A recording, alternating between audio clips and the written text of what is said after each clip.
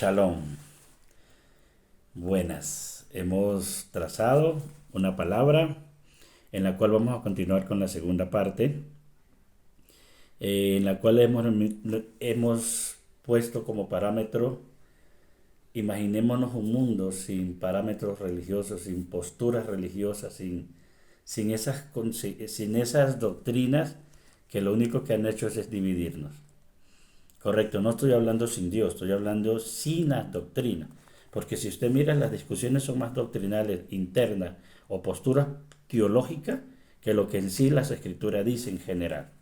Lo que piensa el musulmán, lo que piensa el taoísta, lo que piensa el budista, lo que piensa el cristiano, lo que piensa el judío y ahora el judío mesiánico.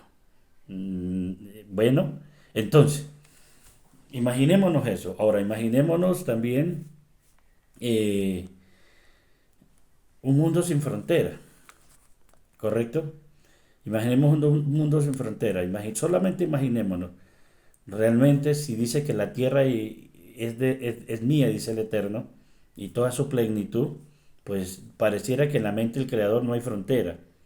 En la mente del Creador no existe tal cosa, pero las fronteras son justamente más políticas de los hombres y cada cual, como lo hemos visto en Latinoamérica, los países son manejados por unas familias, unas casas que vienen de mucho tiempo manejándolas, ¿cierto? A su manera, que nos tienen atrasados, que no nos dejan pensar y cuando alguien piensa o usa la mente, entonces ya lo rotulan o le ponen un rótulo o una etiqueta y esa etiqueta prácticamente de guerrillero o de la extrema derecha o la extrema izquierda.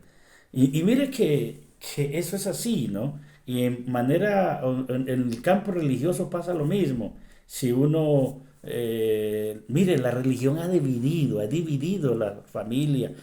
Cuando uno es creyente de una manera y se conviertan a una religión, asiste a una iglesia, ya esa persona se cree de mejor familia o se cree superior o del otro lado lo atacan o él ataca. Y la religión ha dividido a la familia, divide la creencia. No debería ser así porque si todo el tema es Dios y Dios es amor, deberíamos aún de comprendernos en medio de esa diferencia. En medio de esa diferencia debería haber unos puntos que nos unan, que haga o que hagamos que la vida es diferente.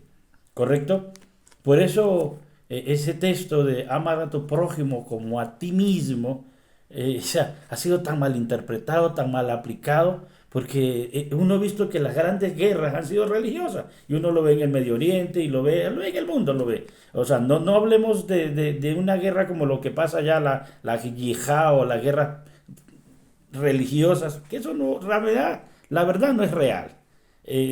Cuando digo no es real, hablo del concepto, porque la realidad se está viendo allí. Pero las guerras que hay dentro de las iglesias, aquí en Latinoamérica, yo pienso de esta manera y nosotros somos mejores, ustedes son peores, y entonces la ofensa, ¿no? Viene la ofensa, hijos del diablo. Si la gente que usa esa frase entendiera que lo que no está diciendo es prácticamente es nada, que lo que cree que está ofendiendo posiblemente está saliendo de su boca y más en su boca está afirmando o está diciendo lo que él piensa, lo que está dejando ver es lo que hay en su corazón, el odio, el rencor. Entonces uno mira que la mayoría de las iglesias o de las doctrinas prácticamente no lo está moviendo el amor de Dios. Se está moviendo es por el odio, por la soberbia, por el altivismo, por esas razones. Y hay gente que dice, pero es que usted es orgulloso. Mire, cuando alguien dice que usted es orgulloso es porque el orgullo está en él. En él, esto es, dice el proverbio, que es como viendo a cara descubierta. Cuando tú te molesta algo de alguien, es lo más seguro que eso está dentro de ti. Por lo que está dentro de ti y no lo puedes corregir o no lo has corregido, entonces tú ves todo que está mal, todo está mal, todo está mal. Pero en ese mensaje tú quieres hacer creer o dandas el mensaje de decir que tú estás bien y que los otros están mal. Pero la lectura correcta es que tú estás mal también y que no estás aportando para el bien, no estás aportando para la armonía. En el judaísmo en general, esto no es particular, en general hay una frase que me gusta mucho y que la estoy estudiando y entendiéndola, el tikkun, la corrección. ¿Sí? Y cuando uno hace corrección, que tiene que ver la base con el arrepentimiento.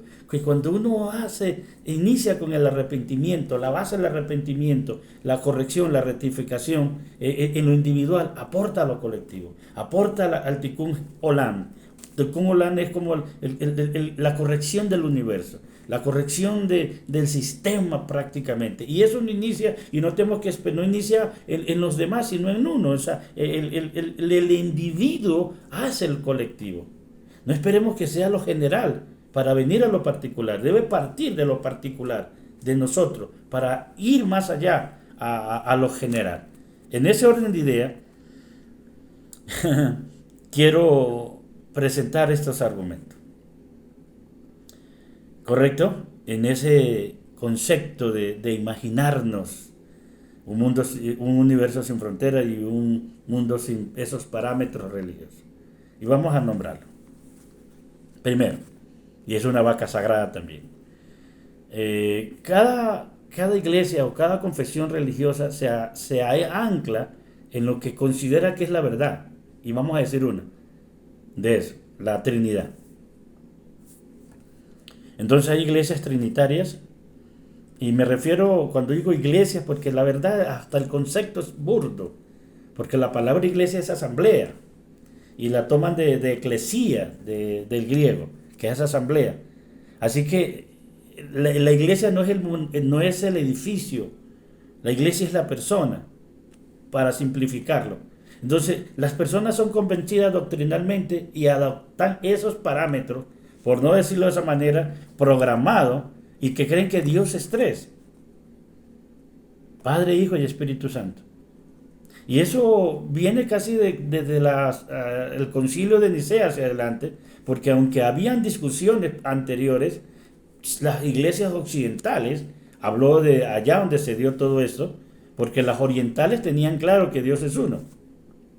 Entonces, se forma el concepto trinitario, ¿cierto? Atanasio, que aparece en el credo de Atanasio, y otros personajes de la patrística, apologistas, defensores, y exponen, y eso queda como doctrina, luego se asienta, y la Iglesia Católica, porque el verdadero cristianismo no son los evangélicos, ellos son protestantes, el verdadero cristianismo es católico.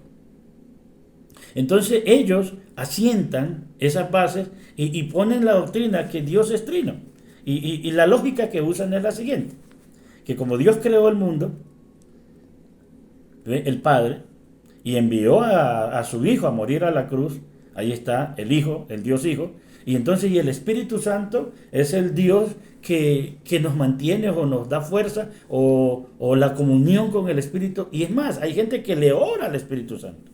Inclusive en Brasil se levantó la oración fuerte al Espíritu Santo. Y un hombre que nació, Benehín, doy nombre allí ya, que montó una iglesia grandísima en Canadá, que escribió, yo era chico aún, bueno, joven, ya era pastor, y él escribió oración al Espíritu Santo. Mire, eso ni siquiera es bíblico. Es más, la iglesia tiene una dicotomía allí, hablo de las personas, porque no saben cuándo le oran al Padre, cuándo le oran al Espíritu Santo, cuánto le oran a Jesús. Y tienen ahí como yo diría aquí en Colombia, y esta es una expresión muy colombiana, pero como hay gente que me escucha en muchos lugares del planeta, o sea, es como un arroz con mango acá, dando a entender que es como una mezcla de cosas que no definen con claridad. La Trinidad no es bíblica. Entonces cogen textos y los forzan y los doblan y los tuercen para hacer creer que Dios es trino. Dios es uno, si el mandamiento es claro. Dios es uno. Y dicho por Jesús, Marcos 12, cuando le preguntan a Jesús, ¿cuál es el gran mandamiento? Yeshua, Jesús, dice estas palabras: Ishma Israel, Adonai Eloheinu, Adonai Echad. Escucha Israel, el Señor nuestro Dios, el Señor uno es. ¿Por qué? Porque no es una creencia, no es un concepto ideológico, es un principio, es una norma. Eso está en la Torá. El Eterno le dijo a Israel: si hay algo que tiene Israel, es que tiene unos parámetros, y esos parámetros, esos fundamentos es que han hecho. La Trinidad simplemente es un concepto doctrinal. Obviamente que es anterior al movimiento unitario, porque el unitarismo nace con Sabelio, en el siglo casi quinto, sexto. ¿Ven? Sabeliano. Entonces, Sabelio era uno de estos líderes que griego, obvio, todo sale allí. Entonces, pero desde esta óptica, entonces él llega a comprender de que Dios ya no es trinitario, sino que Dios es uno, obviamente porque la escritura da esa base, Dios es uno, pero ¿cuál fue el error? Habló de la unicidad. Yo digo error porque darle divinidad a Jesús, entonces que ya el Padre y el Espíritu Santo es uno en Jesús. Y entonces los argumentos que toman de Mateo 28, del 18 en adelante, ojo, que ese texto es texto Spurgeon, o sea, no es un texto original, es un texto colocado por un hombre llamado un sacerdote que la iglesia los obligó a ponerlo allí. Y en la Biblia católica usted lo mira en página y él lo dice. Estas son las cosas que dividen. Y la estoy diciendo por esto. Porque tú crees que a Dios le importa si alguien cree en 3 o en 2 o en 10 o en 20, a Dios no le importa, pero a Dios más le importa cómo tú te comportas. A Dios más le importa que te ames y ames a los demás. A Dios más le importa no tu pensamiento doctrinal. ¿Ves? Cuando rompemos los parámetros religiosos y nos damos cuenta que hay un Dios amoroso que más le importa nuestra vida y no lo que doctrinalmente hemos creído. Obviamente, si alguien escucha este mensaje, los que van a escuchar, ay, pero ¿cómo va a decir eso? Eso es herejía. Hombre, la palabra herejía es otra cosa, que ha sido mal empleada a la manera de la supuestamente mayoría. ¿Ves? Y usada para atacar y para juzgar a los demás. Pero no es así. La doctrina trinitaria tiene un principio, tiene un final. O sea, no, y todo lo que tiene ese principio y ese final no tiene un fundamento. No tiene un fundamento. Y creer que en Jesús se manifestó. Entonces usan esto como el misterio.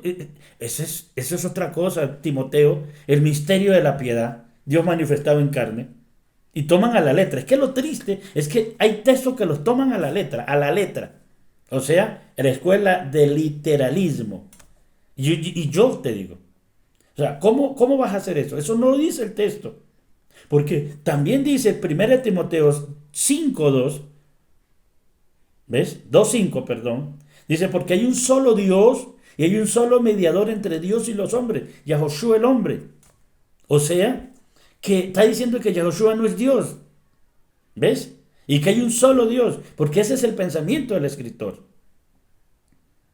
Ese es el pensamiento del sabio, de bendita memoria, el Rabí Shaul. Aunque algunos digan que no, para mí sí lo es. Y voy a estar exponiendo esto. Ahora, esto es lo que nos ha dividido. Esto es lo que nos ha dividido. Ahora, yo voy a decir algo que también es polémico porque me he propuesto. Yo he estudiado y estudio con hermanos judíos, hombre, donde he aprendido las escrituras de una manera extraordinaria. Y quiero decir esto, el concepto de la famosa palabra de judaizante.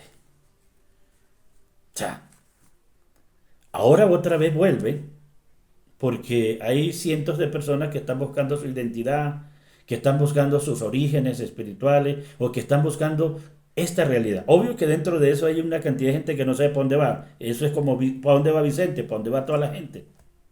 Pues le están diciendo que aquí hay una verdad y aquí ahí van, pero no saben ni por qué ni para qué. Usan una equipa, usan un talí, ni por qué ni para qué. Van a una fiesta ni por qué ni para qué. Por ejemplo, ahorita acabó de pasar Yom Teruah a Rosh Hashanah. Hicieron Tevilá y siguen igual. Y ahorita vamos a ir a Yom Kippur. Entonces van a hacer Shelihá o Shelihot y siguen igual. Termina Yom Teruah, Yom Kippur y siguen igual. ¿Ven? Cuando esa no es la conciencia. Porque el texto dice, y afligirás el alma. Y afligirás el alma. Quiere decir que afligir el alma es algo que te duela fallarle a Dios, violar sus mandamientos. Y para no violar sus mandamientos, pues hay que partir en conocerlo. El conocer los mandamientos no solamente eleva tu conciencia, refina tu vida, sino que también te guarda, te protege. Porque ese es el propósito del mandamiento. Hace como una caparot, o sea, hace como una cobertura, pero también coloca una cerca. con dos propósitos. Uno, para que no lo violemos, y dos, para que no te vaya mal, sino que te proteja o nos proteja. Ese es el propósito. Ahora, ¿qué es el término judaizar? Pero si hablamos del término judaizar, tenemos que hablar el término gentilizar. Y hasta aquí, quiero ser claro, los hermanos judíos, no han abierto las puertas para evangelizar al mundo. Últimamente estamos viendo desde una perspectiva, pero con una conciencia clara. ¿Ven? El judaísmo ha sido muy receloso para admitir, para atraer gente a su fila. Entonces, ¿quiénes son los que están haciendo o han hecho eso? Son los hermanos mesiánicos, que creen que descubrieron el agua tibia o el agua fría, entonces venga para acá. Y por no tener claro y por no explicar las cosas claras, entonces la iglesia cristiana, porque ¿a dónde pescan? Pues en esas piscinas. En esas piscinas. En las piscinas de la iglesia cristiana. Pero venga, para protestantes, ¿pero en dónde pescó la iglesia cristiana? Pues en otra piscina más grande, que es la iglesia católica. Entonces no me salga con doble moral, pastor, de hablar algo que no entiende, que no comprende. ¿Ves? Porque usted que está hablando, usted se está quejando porque la gente se le está yendo a estas iglesias mesiánicas. Y entonces usted sale a decir que es judaizante. Y ya aclaró eso. Pero dígame, ¿de dónde sacó la gente usted?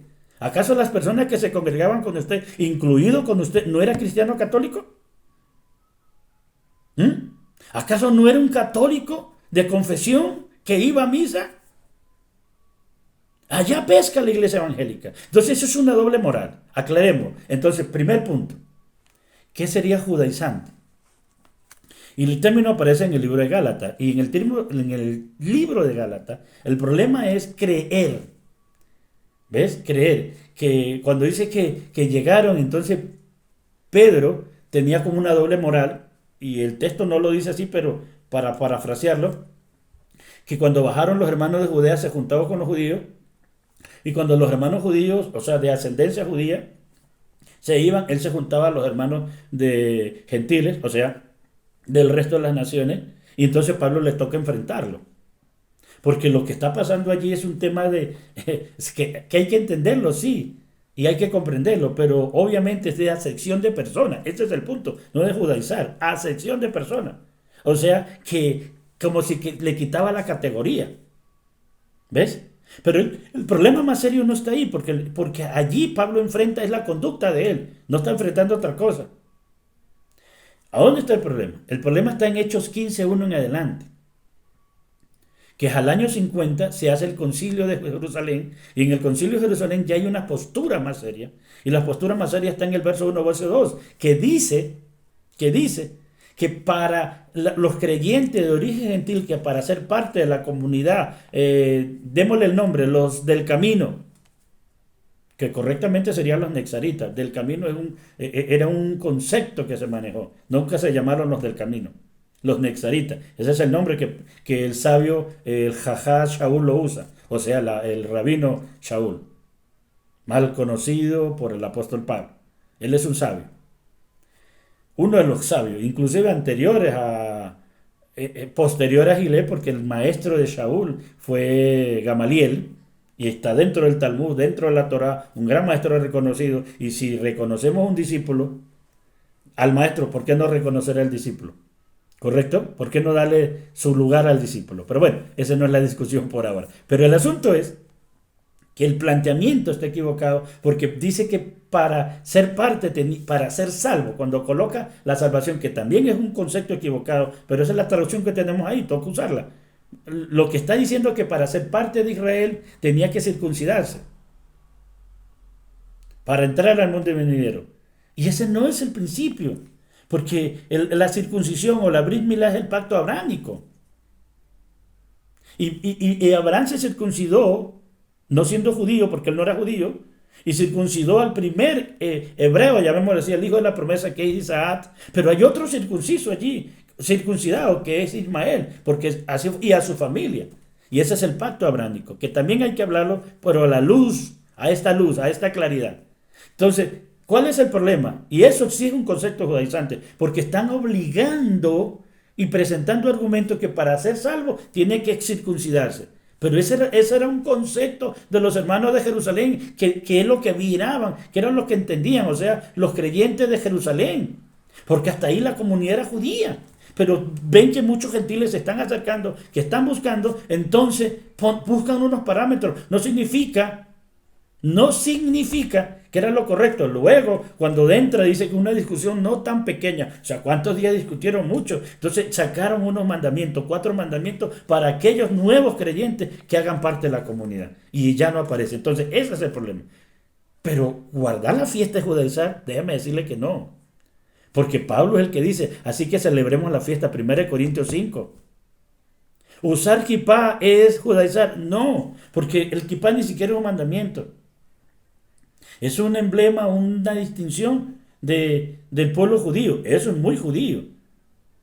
Es más, lo que significa y cómo lo usa es que estoy bajo autoridad. Tengo esa cobertura y la cobertura es el creador, pero esa kipá es señal de respeto sobre su cabeza.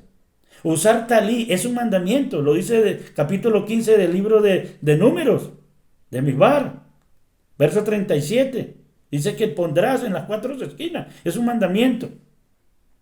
Obvio que dice la casa de Israel, ahí lo dice, ¿correcto? Pero eso no es judaizar, eso no es judaizar. Congregarte en sábado de judaizar, ese es el mandamiento. Jesús dijo, como era su costumbre, el libro de Lucas capítulo 4 verso 16, como era su costumbre en Shabbat, en Nazaret, iba a la sinagoga. Más bien los creyentes deberían, si dicen que son seguidores de Jesús, deberían de seguir sus normas. ¿Sí ven que el concepto de judaizar está equivocado? Pero este concepto sí es real, el gentilizar. Asimilar es la palabra correcta. Pero uso la palabra gentilizar porque la iglesia sí ha querido. Y en la historia de la iglesia ha querido tener judíos dentro de sus filas y ha querido gobernar al pueblo judío. Y lo hizo el señor, uno de los protestantes alemanes, Martín Lutero. Y luego cuando los judíos no le creyeron se enojó y quemó sinagoga. Se quemó gente. Entonces, si han querido, quieren evangelizar a los judíos, no hay que sacarlos a ellos. Ellos están bajo una promesa, tienen una promesa. Si leyéramos el libro romano correctamente, señores, entenderíamos. ¿Ves? Que el pueblo hebreo es el olivo natural. Y el resto de las naciones, el olivo silvestre. Pero no hay que arrancar las ramas y Dios nunca las arrancó. Y no es la iglesia que reemplaza a Israel. Jamás, señores. Por esos parámetros estamos divididos. Por esas doctrinas estamos divididos. Y ni siquiera son bíblicas, sino posturas religiosas. Dice entre ellas, 10:17 del libro romano, entre ellas. Quiere decir que el pueblo gentil o el pueblo no judío fue injertado en el olivo. Y si fue injertando el olivo, ahora la comida que el olivo recibe, la savia que el olivo recibe, no son 2 savias, es una sola savia. Pero hay cosas más delicadas. Por eso he dicho, y digo y repito, que el mandamiento, amarás a tu prójimo como a ti mismo, la gente solamente ha amado a sus correligionarios. O sea, aquellos que tienen entre comillas, su propia fe o su doctrina o sus pensamientos. Y esto lo digo porque yo he predicado en diferentes lugares y entonces yo veo gente que dice, sí, es correcto. No, no es correcto. Y entonces uno entiende como maestro y dice, o sea, ¿qué es correcto? Lo que usted afirma, lo que usted cree. ¿Y qué es incorrecto? Usted desaprueba lo que usted no cree. ¿Y por qué no se da la oportunidad de mirar a la luz y a una discusión correcta? O sea, sin apasionamiento religioso. Si usted se sale de sus trincheras y mira que Dios no tiene color religiosa, que no existe tal cosa, que lo único que la religión ha hecho es dividir a la humanidad, dividir a la familia. Pero yo ahora que alguien diga las cosas como deben ser. Porque de fondo a Dios ni siquiera le importa lo que tú crees, sino cómo tú vives. Y lo digo. Soy el líder de una comunidad aquí en Bogotá llamada Bellava. Estamos levantando o hemos levantado muchos lugares y estamos haciendo esto con el propósito de traer una luz. A Dios ni siquiera le importa eso. Y no tienes que ser judío para ir al mundo venidero, para alcanzar la unidad con el Padre. Lo que necesitas es tener claro, hacerte Shabbat. Eso sí lo necesitamos. Y estamos a unos días de Yom Kippur, o sea, el día del perdón, el día que el Señor escogió. Dice, y afligirás el alma para derramar, perdonar, el día que el sumo sacerdote entraba, el día 10 a la hora novena, al Santo Santorio, eso es latín, al Kadoshim Kadoshim, al lugar santísimo. Pero si él iba mal, salía con los pies por delante, o sea, moría en la presencia del bendito sea. Pero si él ofrecía por sus pecados y era honesto y llevaba la ofrenda por el pueblo, entonces salía y la fiesta iniciaba cuando él salía, no cuando entraba, cuando él salía. Así que ya es hora que seamos más honestos, ya es hora que hagamos teshuvá, ya es hora que hagamos las cosas y que no estemos juzgándonos o criticándonos. Si algo le sirve a alguien, pues déjelo. Si le está hablando al mismo Dios, estos no son los tiempos antiguos que los hombres adoraban a los palos, a la madera. No, no, hay otras idolatrías más fuertes. Y déjame decirte, posiblemente tú estés idolatrando lo que tú tienes forma de doctrina. Y eso sí es raro. Tal vez estés idolatrando una imagen de Dios que no es correcta. Posiblemente estés idolatrando, porque si estás idolatrando a tu idea, a tu filosofía, a tu doctrina, a tu conocimiento, eso es idolatría. Y quiero decir algo fuerte. El problema de muchos gentiles es que han sobrevalorado al pueblo hebreo. No, obviamente eso no afecta a la gente seria, eso afecta al inmaduro, que se cree superior. No sé qué sangre tiene. O sea, algún día se quejaron de Hitler, que decía que yo era de sangre azul y que lo peor era el pueblo judío. Y ahora el pueblo judío, obvio que no es general, sino ciertas particularidades, siempre la hay, que se creen superiores y mejores que otros. En cierta ocasión me encontré con uno en Argentina y lo que me dijo fue que los gentiles no existían. O sea, ¿quién es usted? Si no es judío no existe. Bueno, está bien. Tal vez en su mundo no existe, pero en el de Dios sí. ¿Ves? Porque Dios no es judío.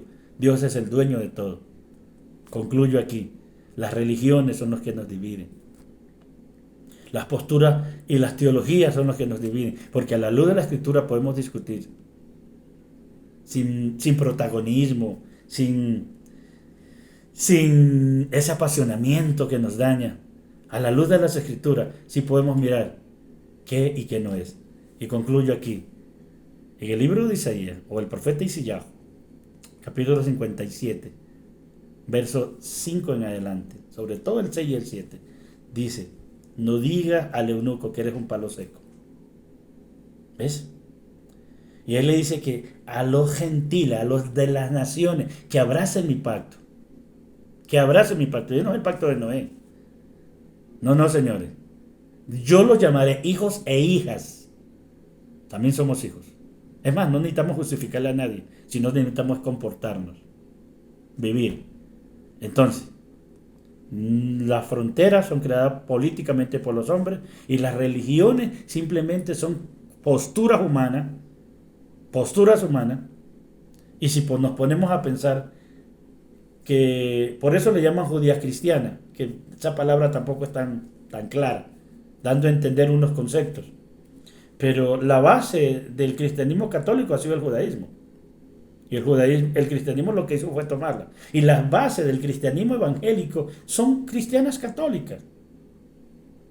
Aunque duela, pero medita que lo estoy diciendo. Esas son.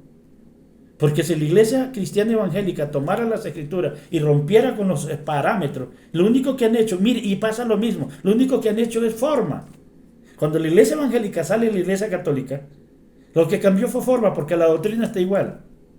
Y cuando la iglesia mesiánica está saliendo de los toldos, la iglesia protestante evangélica, la que más critica, y eso es lo triste, ¿no? Lo que más critica, porque allí estuve, yo también estuve allí. Y no estoy criticando, estoy presentando argumentos, que es diferente. ¿De dónde salió la iglesia mesiánica? Pues de la iglesia cristiana evangélica. ¿A dónde pesca? Pues en la iglesia cristiana evangélica. ¿Acaso aquí en Bogotá las congregaciones mesiánicas que se han crecido? Porque se han salido de otras congregaciones evangélicas. De ahí se han salido. Hay motivos, hay circunstancias, claro. Entonces, ¿qué pasa? Critica. 1, 2. Pero lo triste es esto. Porque si hay una crítica constructiva es buena. Pero Lo triste es eso, que solamente han cambiado de forma. Ahora ya no dicen Yeshua, no dicen Jesús, sino Yeshua. Ya no dicen Espíritu Santo, sino Roja Codes, y a veces está mal dicho. Y, y la doctrina es la misma. O sea, la iglesia mesiánica tiene la misma doctrina cristiana evangélica, que la misma doctrina cristiana católica, en su 90%, porque nunca podemos generalizar. Jamás. Porque hay dentro gente estudiosa. Como el cristianismo protestante, tampoco lo podemos generalizar. Hay gente muy estudiosa y muy seria que va buscando su origen. Porque el origen no está en la religión. El origen está en Dios. Bendiciones. Si esta palabra te está ayudando, dale like. Suscríbete al canal. Y así nos apoya. Y así apoya a que podamos llegar al super chat. Y puedes escribirnos, te vamos a responder con el tiempo que tengo. El equipo te responderá y estamos programando las enseñanzas. Ahorita en octubre, el 1 de octubre iniciamos con unas clases semanales, una o dos, dependen de los que entren a las clases diarias. Vamos a iniciar todo el estudio de la Torá, incluyendo los profetas, o sea, Torá, Nebeín y Ketubín, y pasamos al Código Real esto es otra cosa. La Iglesia Católica le llamó Nuevo Testamento. La iglesia mesiánica tiene sus problemas allí, porque algunos le llaman el código real, código porque es un código, las enseñanzas del maestro y sus chalijín, o sea, sus discípulos, real porque Yehoshua es el rey. Otros le llaman Brit Hadashah, Brit, que es pacto, Hadashah renovado, el pacto renovado. ¿Ves? Pero es lo mismo, es lo mismo. Cuando realmente son las enseñanzas orales que se pusieron por escrita de Yeshua y sus discípulos. O sea, la visión de los discípulos de las enseñanzas de Yeshua de la interpretación de la Torah. Eso es la base. Esa es la base. Shalom. Shalom y shalom. Bendiciones.